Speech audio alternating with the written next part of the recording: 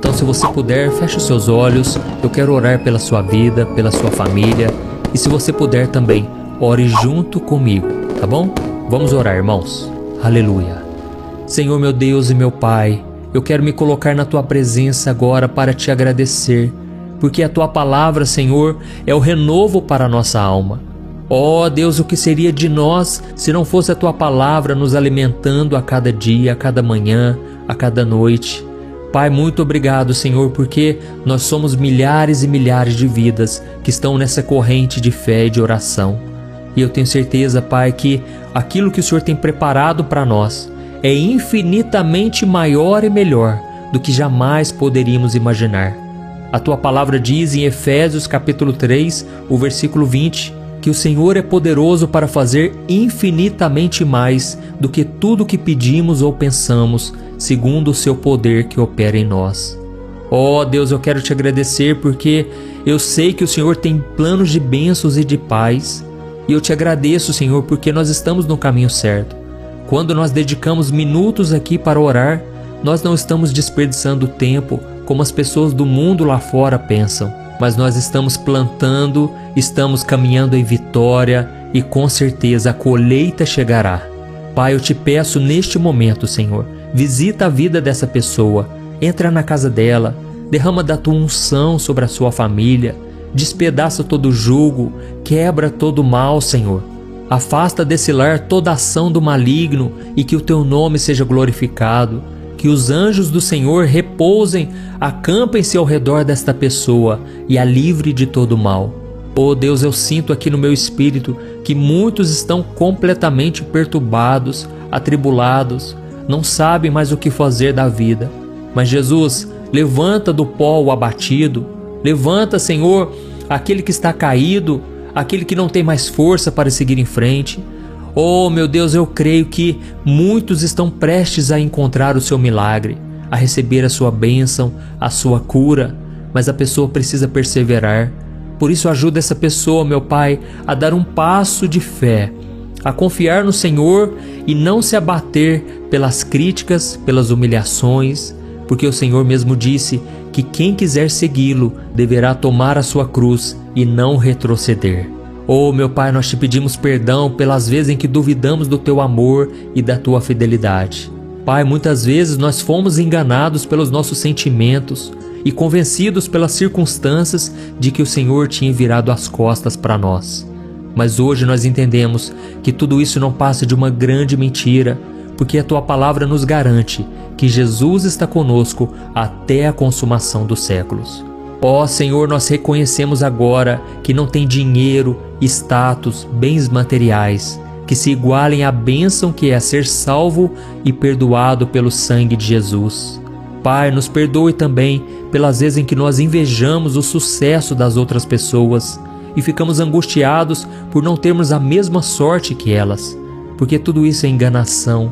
Nós sabemos que a vida nessa terra é passageira e aquilo que a gente vê é limitado.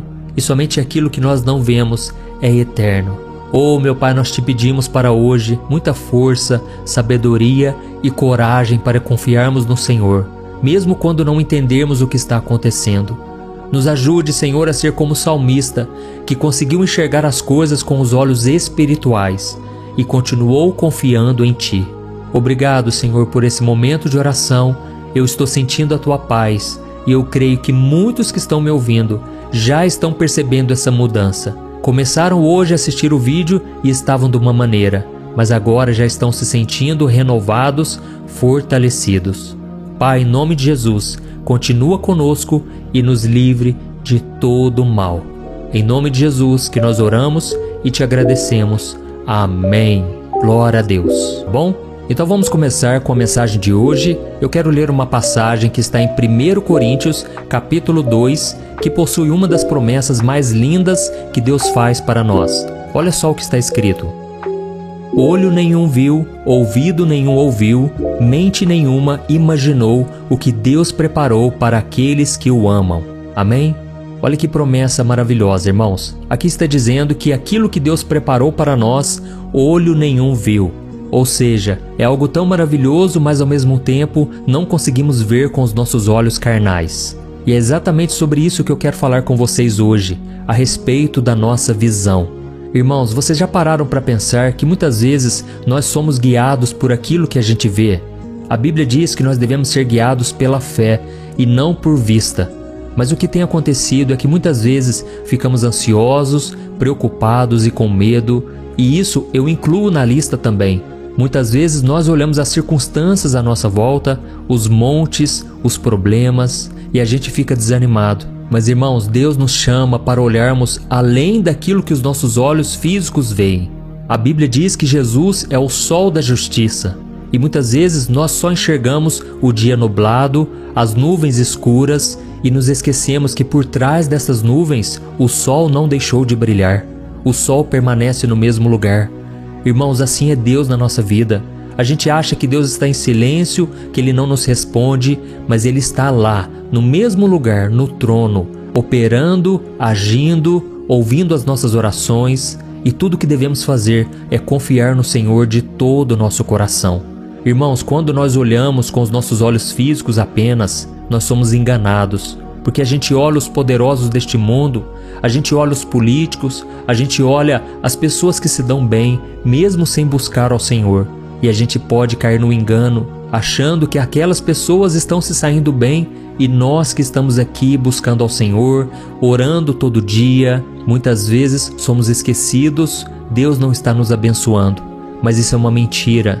E o diabo quer nos enganar, ele quer nos mostrar que aqueles que fazem o mal se saem bem.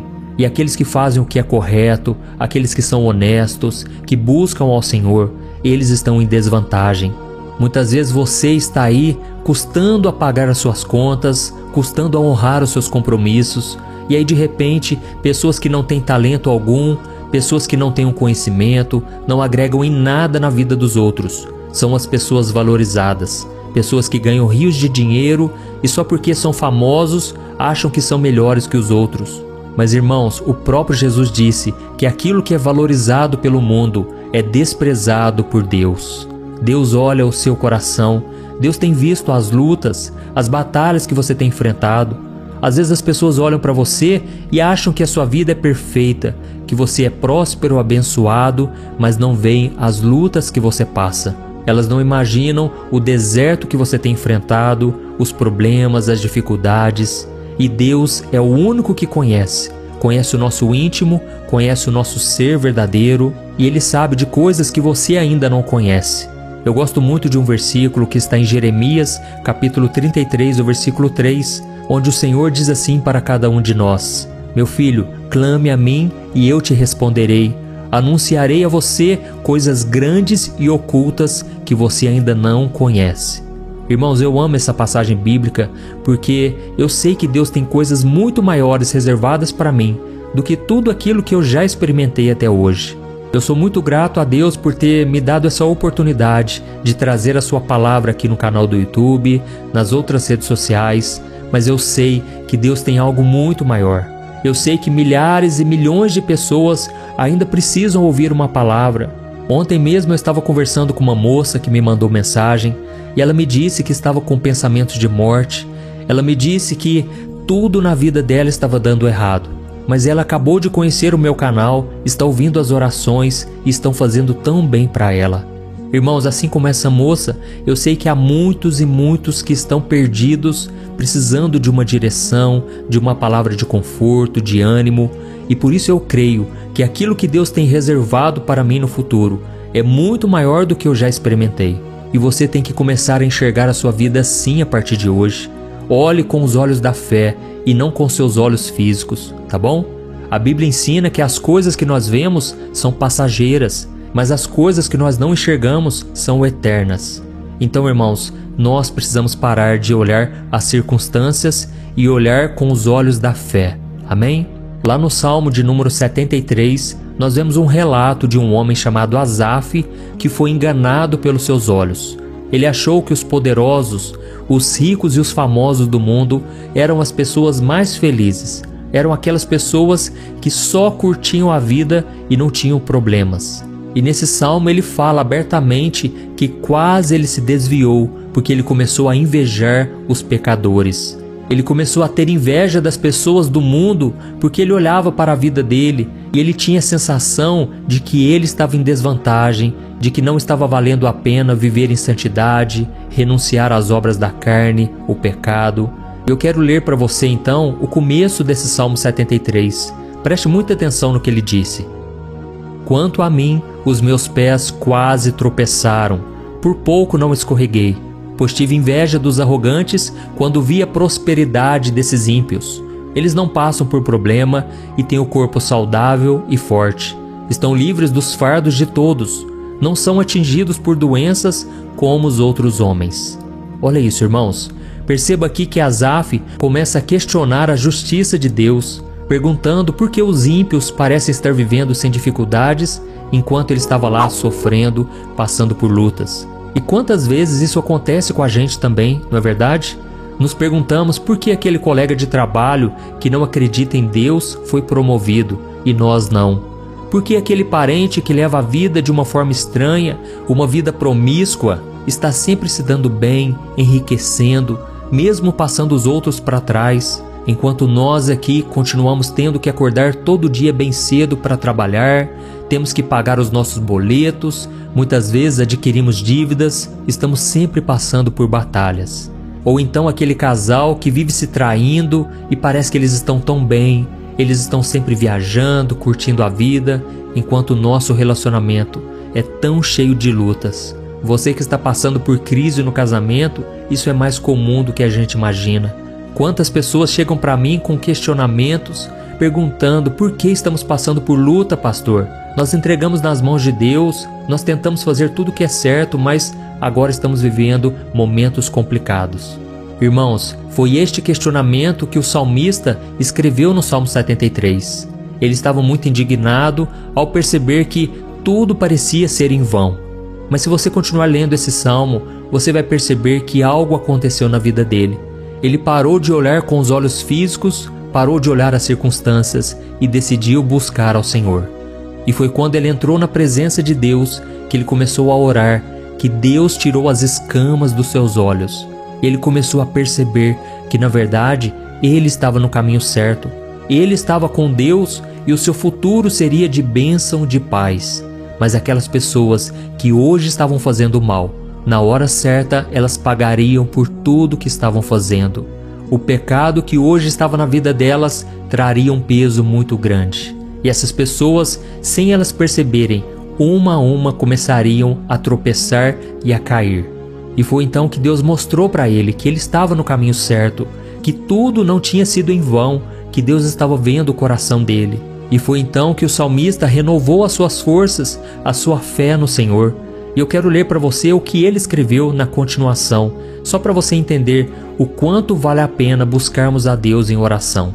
Você que está aqui comigo de manhã e à noite, não tem sido em vão, irmãos. Não vamos parar com essa obra, com essa corrente de fé.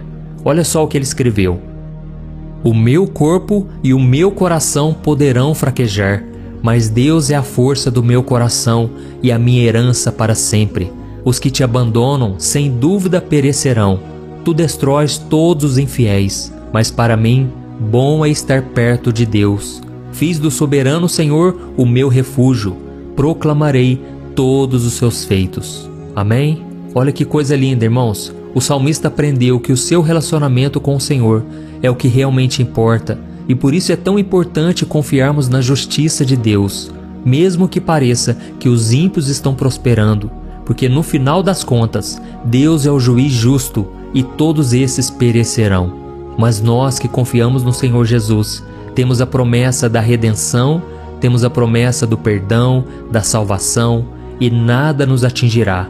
Por isso, irmãos, eu creio que esta mensagem falou ao coração de vocês. Deixem aqui nos comentários, Deus falou comigo nesta palavra. Eu sei que muitos de vocês estão cansados, desanimados, mas nós vamos orar agora. Nós vamos colocar os nossos olhos no Senhor. Nós vamos parar de focar naquilo que está dando errado e vamos alimentar a nossa fé. O nosso coração precisa estar em paz. E eu costumo dizer que mesmo que as coisas à nossa volta não mudem, se o nosso coração mudar, então tudo mudou, porque esse é o mais importante, o seu coração estar confiante no Senhor. olhando para o autor e consumador da sua fé. Amém?